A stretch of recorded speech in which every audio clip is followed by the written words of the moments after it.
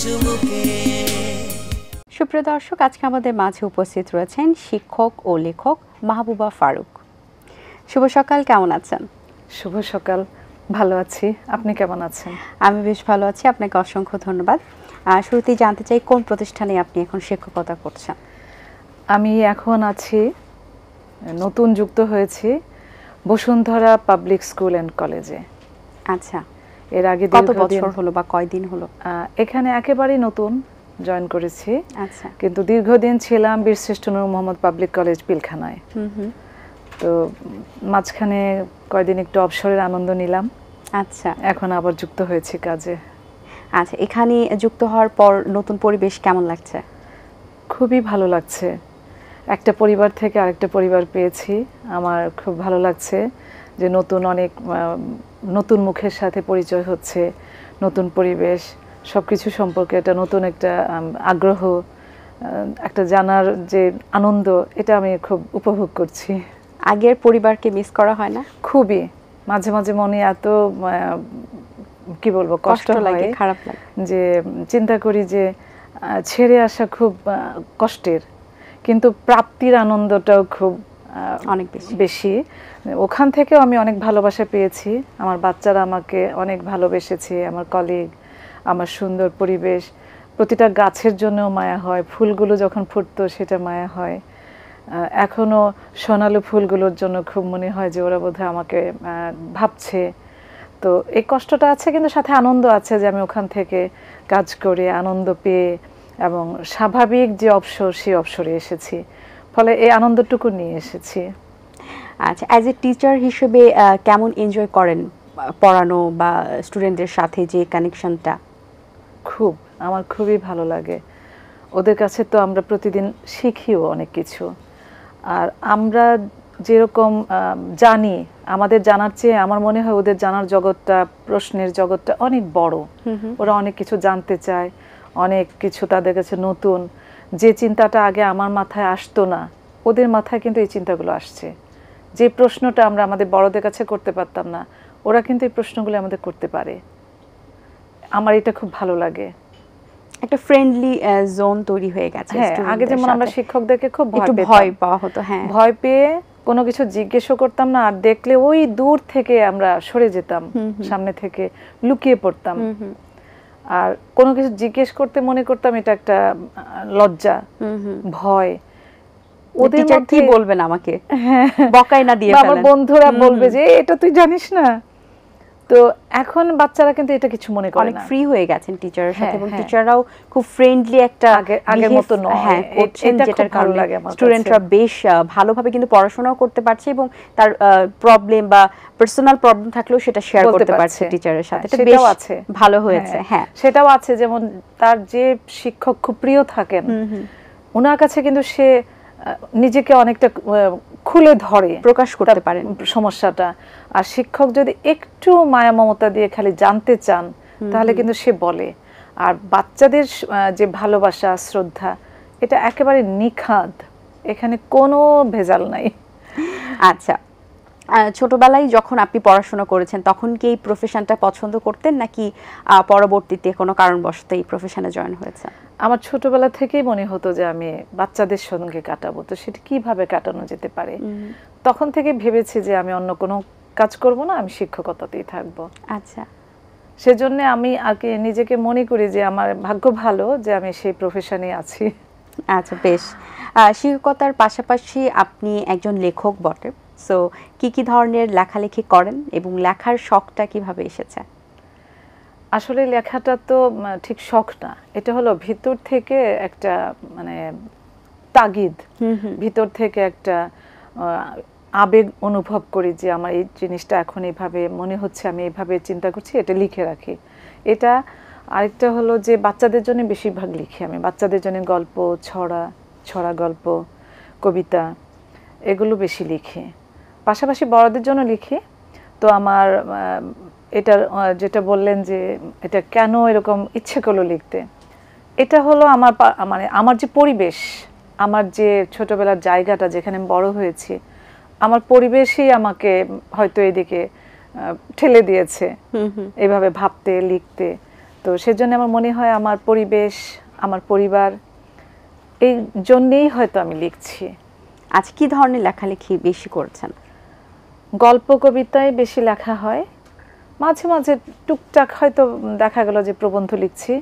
শখে কিছু গান লিখেছি, গান প্রচার হয়, তখন গানটা যখন প্রচার হয় শুনতে নিজের কাছে খুব ভালো লাগে যে লেখাটা ঘুমিয়েছিল সেই লেখাটা কারো গলায় গিয়ে একেবারে এত জীবন্ত হয়ে উঠেছে, তখন আমার খুব ভালো লাগে। আপনার লেখা গান কে গেয়েছেন? আমার লেখা গান গেয়েছে পলাশ লোহ গেয়েছে, শারমিন গেয়েছে, তারপর আরো বিটিভিতে অন্যান্য শিল্পীরা গেয়েছেন। আচ্ছা, আপনারও কি গুনগুন করে গান গাওয়া হয় কিনা? গুনগুন করে যেটা গাই এটা তো কারোর সামনে গাওয়া যাবে না। আচ্ছা, ঠিক আছে, আমরা তাহলে কখনো বাসায় গিয়ে আপনার কণ্ঠে গান শুনে আসবো। খুব বিপদের কথা তাহলে তো। আচ্ছা, সর্বশেষ কোনটি প্রকাশিত হয়েছে বই? আমার এবার বইমেলায় 21শে বইমেলায় এসেছে বাচ্চাদের জন্য গল্প, যেটা গল্পের বই, ভালো বন্ধুদের গল্প, মানে বাচ্চাদের জন্য কয়েকটা গল্পের, এটা একসঙ্গে 8টা গল্প আছে আর কি, একটা ছোট বই। আচ্ছা, ভালো বন্ধুদের গল্প, কি ধরনের স্টোরি এখানে? এখানে গল্পের নামটাতে একটু বুঝতে পারছেন যে এখানে সব ভালো বন্ধু কারা আমাদের, কাদের সাথে আমরা ভালোভাবে মিশতে পারি, কে আমার ভালো বন্ধু, কে আমার ভালো বন্ধু হতে পারে, কাকে আমি ভালো বন্ধু মনে করতে পারি, সবকিছু মিলেই ভালো বন্ধু। আর একটা মানুষের জীবনে ভালো বন্ধুর কিন্তু খুব বড় একটা ভূমিকা থাকে। একটা মানুষের জীবন বদলে যেতে পারে, শান্তি হতে পারে, কষ্ট হতে পারে। কষ্ট থেকে মানুষ যখন তার নিজেকে একটু মনে করে যে কষ্ট থেকে কিভাবে বের হয়ে আসব, এখানেও কিন্তু ভালো বন্ধুর একটা ভূমিকা থাকে। তো সেভাবে খুঁজে খুঁজে আমরা চিন্তা করেছি যে যারা কাজ করে, ভালো কাজ করে, যাকে আমার মনে হচ্ছে যে সে আমার জন্য ভালো করেছে, সে আমার ভালো বন্ধু।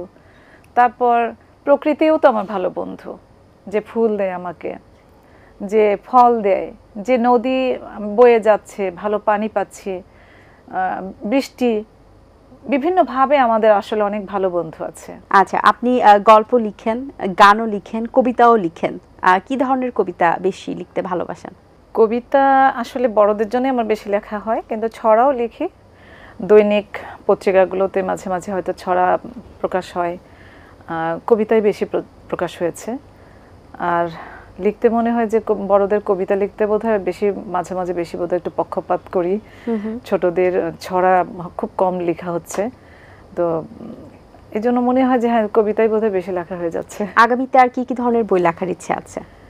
আমার খুব ইচ্ছা এখন ছোটদের জন্য আমার দেখা যে মুক্তিযুদ্ধটা, এটা নিয়ে আমি লেখা শুরু করেছি। আমি আমার জীবনে যেটুকু সত্য বলে জেনেছি আমি, সেটুকু আমি লিখতে চাই। আচ্ছা, তার মানে আগামী বইমেলায় আমরা এই ধরনের বই পেতে চলেছি। খুব ইচ্ছে আছে যে বইমেলায় যদি আমি এটা আনতে পারি আমার খুব ভালো লাগবে। না হলেও হয়তো খুব মানে বইমেলার খুব বেশি যেন পড়ে না হয়, আমি চেষ্টা করবো যে খুব তাড়াতাড়ি যাতে আমি এটা লিখে আনতে পারি। আচ্ছা, আপনার ছোটবেলা কেমন ছিল? আমার ছোটবেলাটা যদি প্রাকৃতিক পরিবেশ বলি, সেই সময়টা আমাদের পরিবেশটা অনেক সুন্দর ছিল, সবুজ গাছপালা, নদীতে অনেক পানি ছিল, অনেক নদী ছিল আমার এলাকায়। আমি নেত্রকোনার মেয়ে, তো সেখানে অনেকগুলো নদী ছিল, 57টা নদী ছিল, এখন 10টা নদী আছে। তো সেই নদীগুলোর জন্য অনেক সময় মায়া হয় যে এত নদী কেন নাই হয়ে যাচ্ছে এটা। তো সেই সময়টা আমাদের সময়টা সুন্দর ছিল। আরেকটা বিষয় ছিল যে আমরা যখন ছোটবেলায় স্কুলে যেতাম, আমার মা বাবার কখনো চিন্তা করতে হতো না যে স্কুলে কার সঙ্গে যাবে, কার সঙ্গে ফিরবে। আমরা আমাদের মতো যেতাম, দলে বলে ভাই বোন মিলে, আবার আমাদের মতো আমরা যার যার ছুটি হতো চলে আসতাম। মা বাবা এটা নিয়ে কোনো চিন্তাই করতেন না। তারপরে হলো যে স্কুলে আমরা সবাই সবাইকে চিনতাম, যেহেতু এলাকায় সবাই সবাইকে চেনে, একটা স্নেহের ব্যাপার ছিল আমাদের উপরে। আমরা কখনো ব্যথা পেলেও চিন্তা করতাম না যে কোথায় যাব, কে আমাকে ধরবে, সবাই সবাইকে চেনে, এই জিনিসগুলো ছিল। তারপরে বড়রা স্নেহ করতেন, আবার ছোটরা আমাদেরকে মানতো। এই জিনিসগুলো খুব মনে হয় যে এইগুলো বোধহয় এখন ঠিক এই সময়টায় আমরা পাচ্ছি না। বাচ্চাদের একটা নিরাপত্তার অভাব, সবসময় মায়েরা খুব টেনশনে থাকেন, বাচ্চাকে স্কুলে নিতে হয়, নিজের বসে থেকে কেউ নিয়ে আসেন। মায়েদের যারা, যে মায়েরা কাজ করেন বাইরে, সেই মায়েদের জন্য এটা অনেক সমস্যা হয়ে যায় যে বাচ্চাটাকে কে নিয়ে যাবে, নিয়ে আসবে। আর আজকাল তো আসলে মানে সাহায্য করার মতো লোক কম পাওয়া যায়। খুবই কম। আত্মীয় স্বজনদের মধ্যে আগে দেখা যেত যে কেউ না কেউ পরিবারে আছেন, বাড়তি কেউ থাকেন, অনেক কাজে সান্ত্বনা দেন, সাহায্য করেন। এখন আমরা একক পরিবারগুলিতে সেরকম পাই না।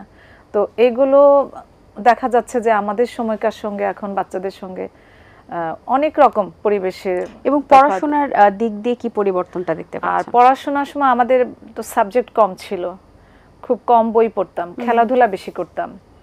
এখন বাচ্চাদের হয়তো বই বেশি, আর খেলাধুলার মাঠও সব স্কুলে নাই। আমাদের যত মাঠ ছিল এখন মাঠ কমে গেছে।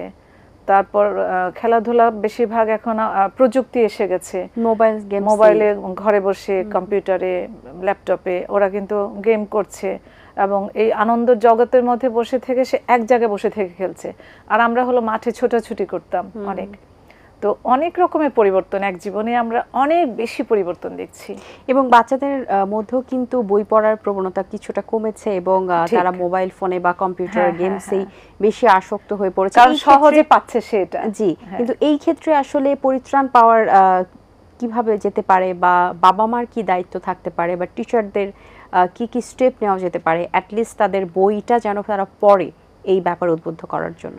এটা খুব কঠিন এখন, কারণ তার চোখের সামনে যখন সে এত রঙের খেলাধুলা, রঙিন জগৎ দেখছে, তখন সে মাঠে গিয়ে কষ্ট করতে চায় না। অনেক বাচ্চারা ব্ল্যাক অ্যান্ড হোয়াইট বই আর তারা ফেরত আসতে চায় না। এখন অক্ষরের মধ্যে ডুবে থাকবে, একটা গল্প পড়তে তার অনেক সময় লেগে যায়, অথচ সে এখানে গল্প, অভিনয় সব একসঙ্গে পেয়ে যাচ্ছে মুহূর্তের মধ্যে। তার চোখের সামনে অনেক, একটা গল্প পড়তে যে সময় লাগতো সেই সময় সে অনেক কিছু পেয়ে যাচ্ছে। এই জিনিসগুলো তাদেরকে অনেক বেশি আকৃষ্ট করছে।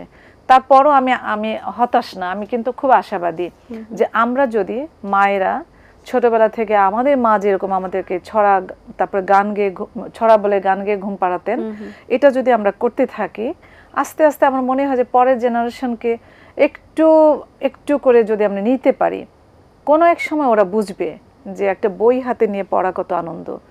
তারপর একটা ছড়া আরেকজনকে আমি শোনাতে পারছি মুখস্থ, এটা যে কত আনন্দ।